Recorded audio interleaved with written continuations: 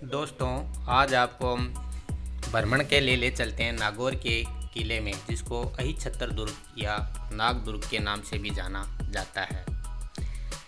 इस दुर्ग का निर्माण बहुत प्राचीन काल में हो गया था नागवंशियों के द्वारा, लेकिन बाद में भी इसका पुनर्निर्माण होता रहा। इसका जो ये वर्तमान स्वरूप है ये बहुत बाद में बना था, मुगलों के काल में। लेकिन ये किला ऐसा किला है जिसको जीतना बहुत ही मुश्किल था, क्योंकि जो भी तोप के गोले छोड़े जाते थे वो इसके ऊपर से होकर निकल जाते थे। इसका जो देखो आंतरिक ढांचा है कितना ही मजबूत और बहुत सुंदर है, अत्यंत रमणीय है। यहीं के एक राजा हुए थे अमर सिंह, जिन्होंने मथुरा की लड़ाई लड़ी थी बीकानेर के शासक अमर सिंह के साथ में, करण सिंह के साथ में। तरबूज के लिए लड़ाई हो गई थी। देखिए ऊपर का परकोटा जहाँ से सैनिक नीचे, सुरक्षा की दृष्टि से बहुत ही मजबूत परकोटा है ये, जिसको भेदना बहुत मुश्किल है। ये इसका बाहरी क्षेत्र है।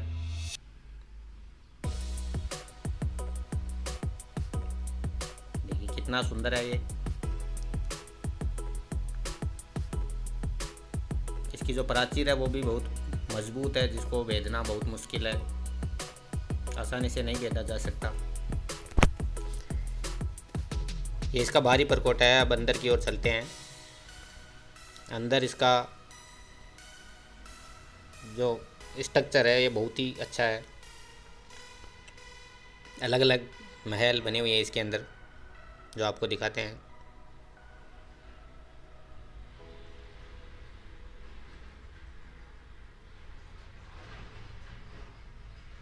ये यहाँ पर इसकी किले की जो प्राचीन वस्तुएं हैं जो टूटी फूटी है या कोई संरक्षित वस्तुएं हैं, उनको यहाँ पर रखा गया है, उसको संरक्षित किया गया है।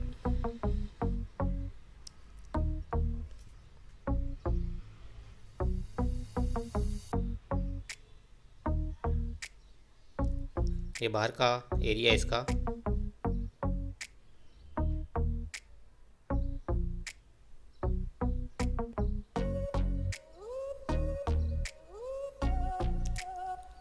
अभी इसमें मरम्मत कार्य चल रहा है, तो इसके जो संपूर्ण किला है उसको देखने नहीं दिया जाता है। इसका कुछ हिस्सा ही है जिसको हम देख सकते हैं। ये इसके अंदर जाने का ये मुख्य रास्ता नहीं है, लेकिन अभी इसको खोला गया है। ये इसका अंदर का परिसर।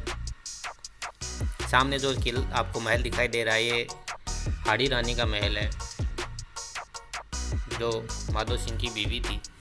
माधो सिंह के बारे में कहा जाता है कि इनकी कई रानियाँ थी, शायद 14 या 16 रानियाँ थी, जिसकी अलग अलग हवेलियाँ इसके पीछे की तरफ बनी हुई हैं। ये सैनिकों के ठहरने के आवास हैं शायद, आज भी मजबूत स्थिति में खड़े हैं। बहुत ही सुंदर और मजबूत है।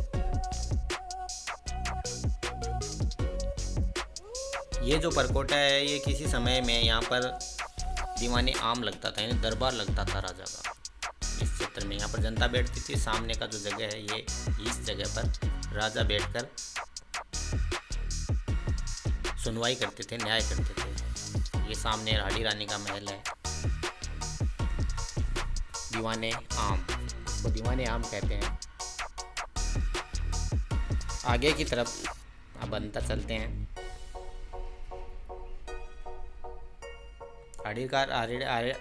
हाड़ी रानी का महल भी बहुत ही सुंदर है। देखिए कितना बहुत ही खूबसूरत।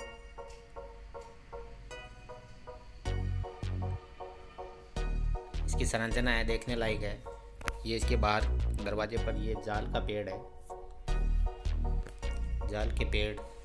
ये भी सैनिकों के लिए सुरक्षा की दृष्टि से आवास बनाए गए हैं। ये अंदर देखिए।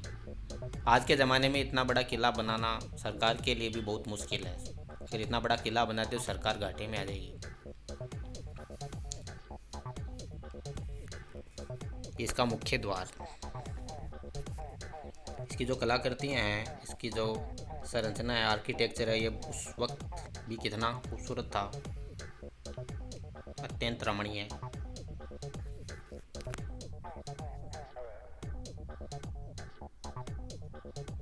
देखिए चारों तरफ का ढांचा। चलते हैं अंदर, देखते हैं क्या क्या है अंदर। खूबसूरत खूबसूरत चीज़ें हैं, महल हैं।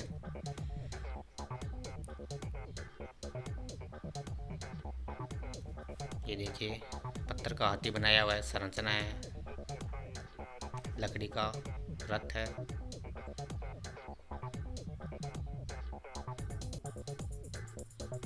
बहुत ही खूबसूरत।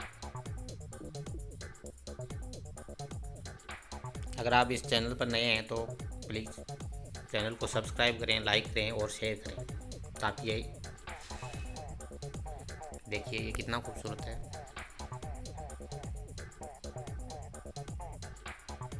चलते हैं अंदर, देखिए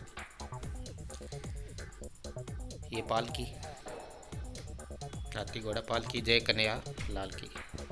इसमें रानी को बैठा कर इधर उधर ले जाते थे घुमाने के लिए।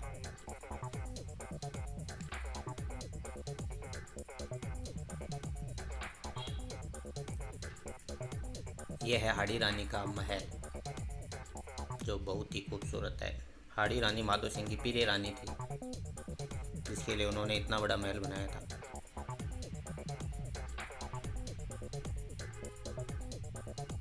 एक हुरडा सम्मेलन हुआ था,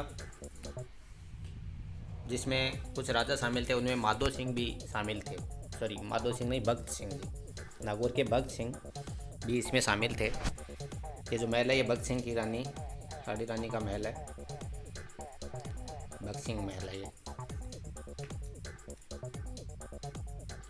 इसको एक बार सेना को दे दिया गया था, जिसमें तोड़ फोड़ की वजह से काफ़ी टूट फूट आई थी, जिसके वजह से बाद में इसको बंद कर दिया। इसका ऊपरी जो मंजिल है उसको, नीचे का ही सिर्फ खोला गया है। भगत सिंह जी की 16 रानियाँ थी, जिसकी पीछे की तरफ महल बने हुए हैं। देखिए इसका बाहरी आवरण, इसका रंग रोगन कितना अच्छा है। आज भी ये संरक्षण के अभाव में जर्जर होता जा रहा है, लेकिन फिर भी इसकी संरचना बहुत ही अच्छी है। ये आगे की तरफ, इस तरफ जल महल है। ये भगत सिंह जी का महल है, जो बाहर से दिखाई देते हैं। देखो कितना खूबसूरत है। इतने वर्षों के बाद भी बहुत ज़्यादा खूबसूरत है ये। परकोटे झरोखे देखिए कितने खूबसूरत।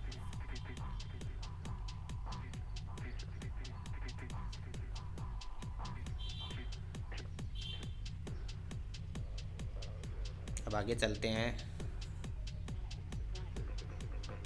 आपको दिखाते हैं दीपक महल। यह है दीपक महल। दीपक महल के अंदर कई खांचे बने हुए हैं दीपक रखने के लिए, जिसमें रख कर दीपक जलाए जाते थे। किसी विशेष मेहमान के आगमन पर इसको सजाया जाता था दरबार की तरह, और उनको भोजन की व्यवस्था यहाँ करवाई जाती थी। इतने इन दीवालों में दीपक रखकर जो जलाए जाते थे, तो इसकी जो रोशनी थी वो अलग ही अद्भुत होती थी, बहुत ही रोमांचकारी। के बीच में फंवारा लगाया हुआ है, जिसमें पानी चलता रहता था। ये जानकारी है दीपक महल की, देखिए।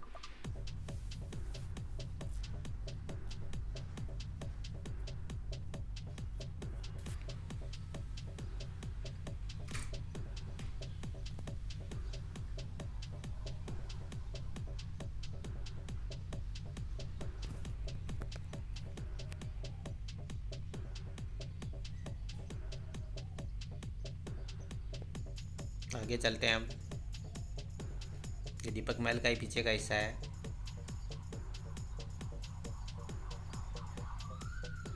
ये स्नानागार है, हमाम खाना, महिलाओं के लिए बनाया हुआ स्नानागार। ये दीपक महल, इसके बराबर में ये स्नानागार है।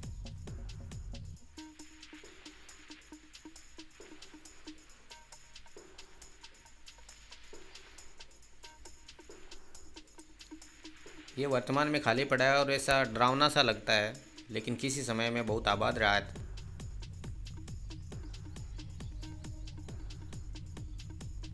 अगर अकेला आदमी अंदर घुस जाए तो डर के मारी हालत ख़राब हो जाती है इसकी। ये हमाम खाना है, इधर है हमाम खाना, इधर भी है हमाम खाने का हिस्सा है। इसमें पानी भरा रहता है, एक तरीके का स्विमिंग पूल है जिसमें नहाते थे। इस महल में पानी के निकास की जो व्यवस्था है वो बहुत ही विकसित है।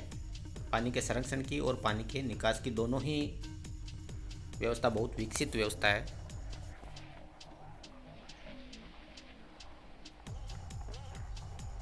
ये शीश महल है जिसको बाहर से बंद किया गया है।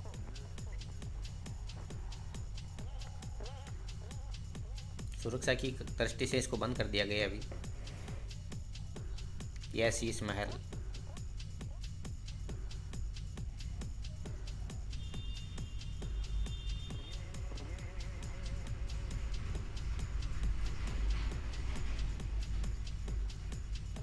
ये भी हमाम खाना है, दोनों तरफ हमाम खाना।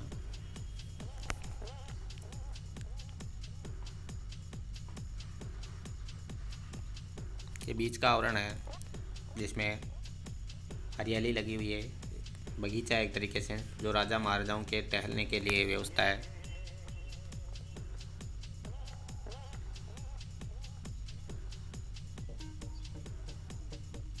जल संरक्षण की विधि इसमें बहुत ही विकसित है।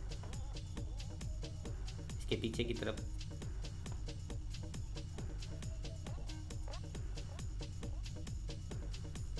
आगे चलते हैं हम।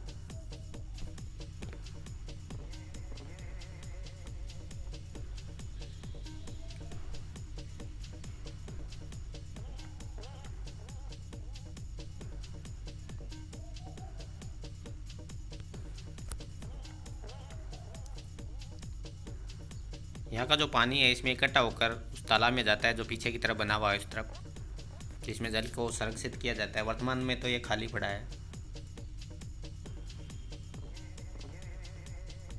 क्योंकि नागौर का किला ये पश्चिमी राजस्थान की तरफ आता है। राजस्थान के मध्य भाग में अवस्थित होने के कारण पानी का यहाँ पर बहुत ज़्यादा अभाव होने के कारण वर्षा के जल का महत्व बहुत ज़्यादा है।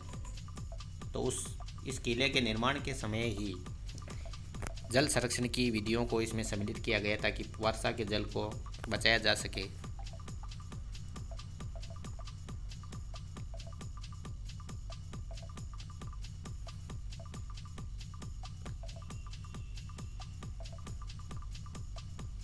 ये वो तालाब है बड़ा जिसमें पानी का संरक्षण किया जाता है।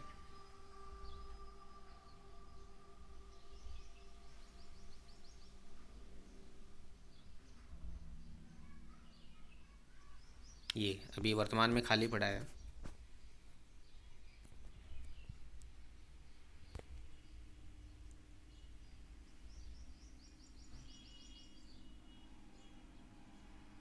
इस प्रकार की संरचना का निर्माण करना वर्तमान में बहुत ही महंगा और खर्चीला काम है, जो वर्तमान की सरकारों के लिए संभव नहीं है।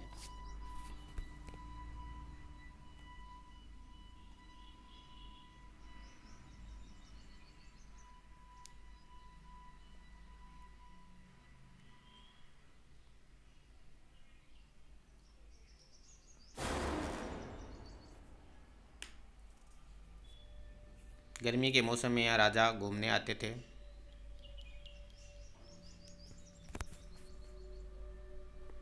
ये आराम गाह है शायद, इसमें आराम करते थे राजा। बहुत ही खूबसूरत, रमणीय, अतीव रमणीय।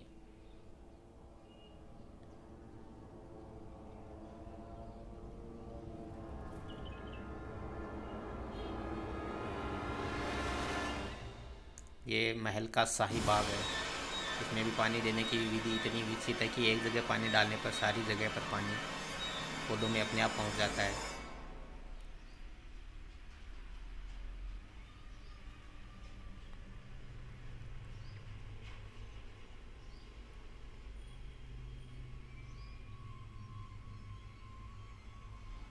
ये जाल के पेड़ या पानी के निकास की नालियाँ।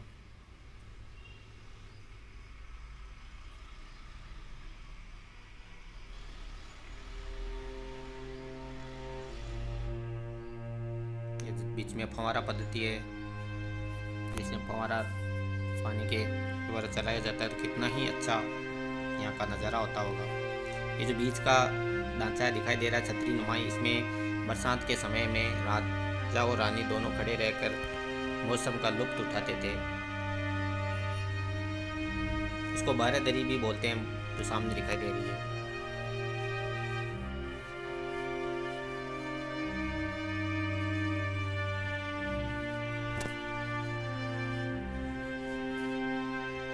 देखिए हमारा ये बैठने की व्यवस्था है यहाँ पर। जाल का पेड़ है पश्चिमी राजस्थान में, चूँकि जाल के पेड़ ज़्यादा होते हैं। ये बीच में पानी का संरक्षित क्षेत्र है, तो महल के पानी को यहाँ पर इकट्ठा किया जाता है। ये वाला हिस्सा है उस बड़े तालाब से जुड़ा हुआ है। अगर इसमें पानी की मात्रा ज़्यादा हो जाती है तो उस तालाब में पानी चला जाता है।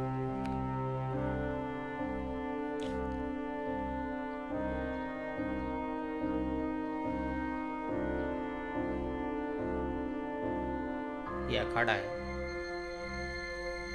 यहाँ पर पहले राजा महाराजा कुश्तियाँ लड़ा करते थे, तलवारबाजी इत्यादि किया करते थे। यहाँ पर अपना कौशल दिखाते थे, तलवारबाजी का व्यायामशाला है एक तरीके से। अब चलते हैं हम अमर सिंह के महल में। यह है अमर सिंह का महल, जिन्होंने मतीरे के लिए लड़ाई लड़ ली थी बीकानेर के राजा कर्ण सिंह से।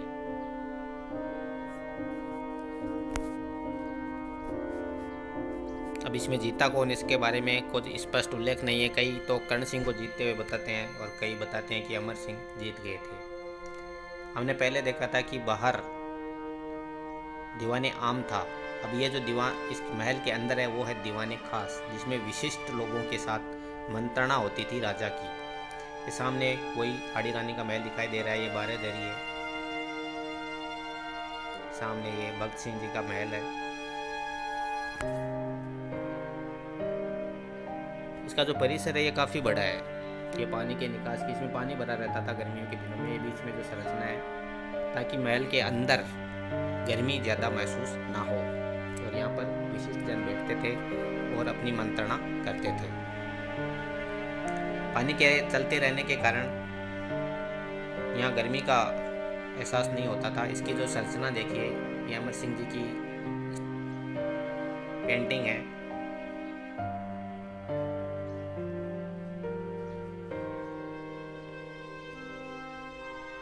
कितनी खूबसूरत पेंटिंग है। अमर सिंह जी महल के अंदर का जो पलस्तर किया हुआ है, ये समुद्री जो सीपियाँ होती है, शंख होते हैं, उनको पीस कर किया गया है, जो आज भी बहुत ज़्यादा चमकीला दिखाई देता है। और जैसा पहले था वैसा का वैसा ही अभी पड़ा है। ये आभा महल है, आभा महल का ग्राउंड फ्लोर है।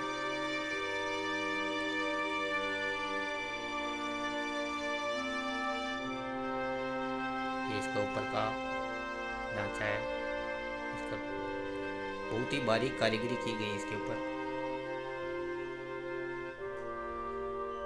यानी अंदर के आवरण, ये सिंहासन है अमर सिंह का। यहाँ पर बैठकर ही दीवाने खास की सभा होती थी।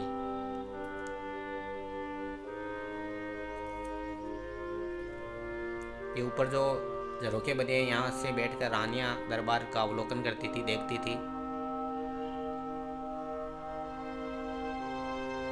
बहुत ही खूबसूरत महल बनाया हुआ है दीवाने खास का।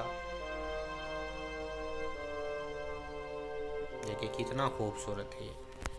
ये सिंहासन है जिस पर राजा बैठते थे, अपने सेनापति या कुछ विशिष्ट मंत्रियों के साथ ही मंत्रणा करते थे। ये पानी की व्यवस्था जहाँ पर फव्वारा चलता रहता था, और गर्मी के मौसम में भी ठंड का एहसास होता था।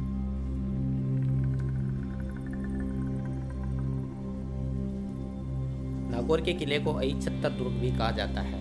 यह नागवंश के राजाओं की राजधानी भी रहा है, और इसकी अवस्थिति है, ये राजस्थान के मध्य भाग में है, बिल्कुल मध्य भाग में, जो पश्चिमी राजस्थान यानी मरुस्थल का ही क्षेत्र है।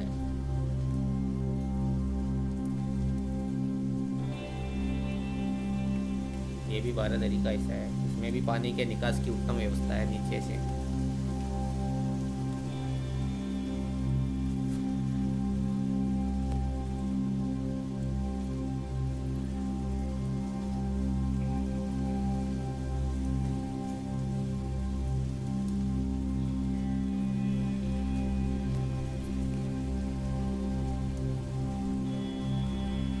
कितने खम्भे हैं, इनकी गिनती भी शायद बराबर संख्या में है, सम संख्या में है पूरी।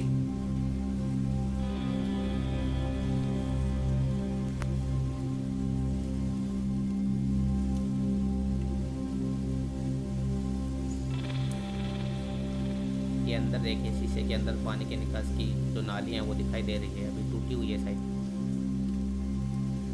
इसमें से पानी ऊपर के छत का पानी आता है और पीछे की तरफ स्टोर हो जाता है।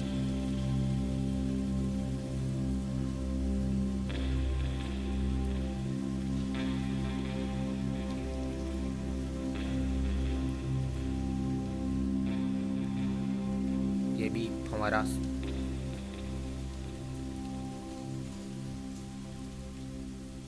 इस बारहदरी के अंदर से महल का नज़ारा है।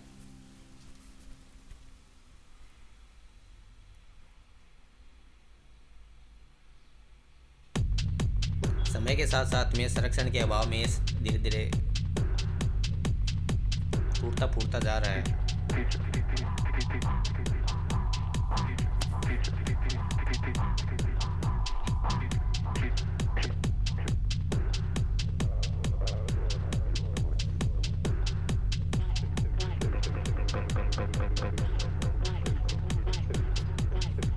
ये फिर वापस भगत सिंह जी का महल सामने दिखाई दे रहा है, सामने दीपक महल है, उसके बाद में हमाम खाना है उधर।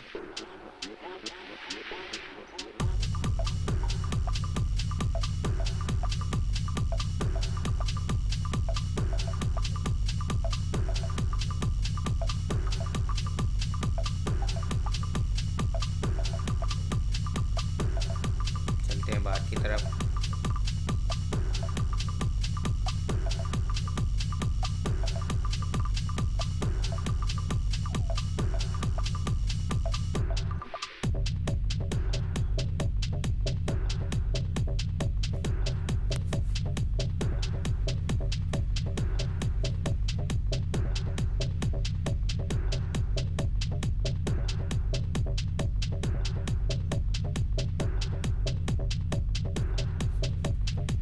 अंदर का दृश्य बड़ा ही मनोरम है। बाहर की तरफ चलते हैं और ये एरिया है दीवाने आम का। यहाँ पर राजा बैठते थे और सामने जनता का दरबार लगता था।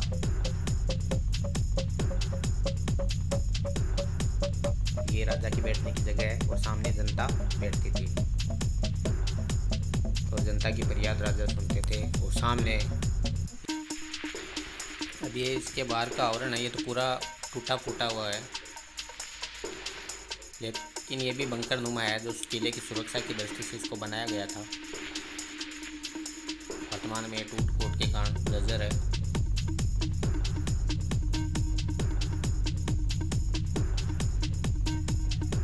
इसके सामने का बाहर जाने का वापस रास्ता है।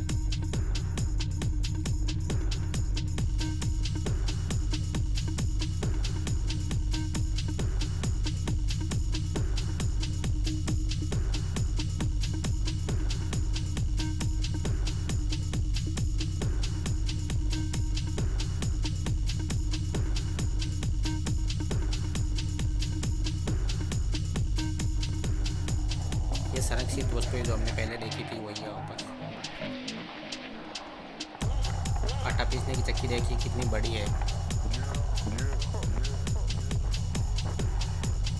चलते हैं वापस बाहर की तरफ।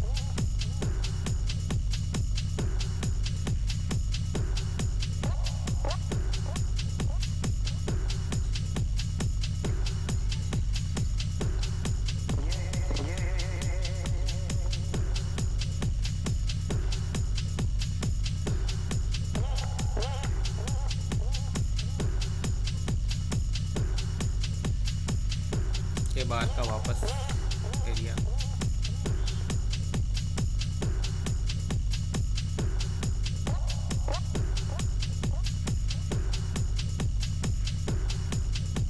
किले में घूमने की जो फीस है वो 50 रुपये मात्र। 50 रुपये में आप किले का भ्रमण कर सकते हैं।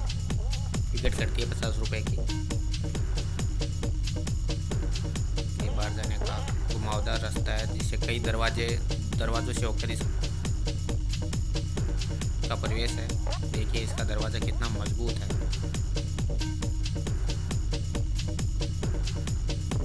फिर वापस एक मोड़ के द्वारा अलग। इन सुरक्षा का पूरा ध्यान रखा जाता था पहले किलों का या महलों के निर्माण में। ऊपर झरोका है जिसमें सैनिक वर्तमान में यहाँ पर मुखियों ने छाता कर रखा है।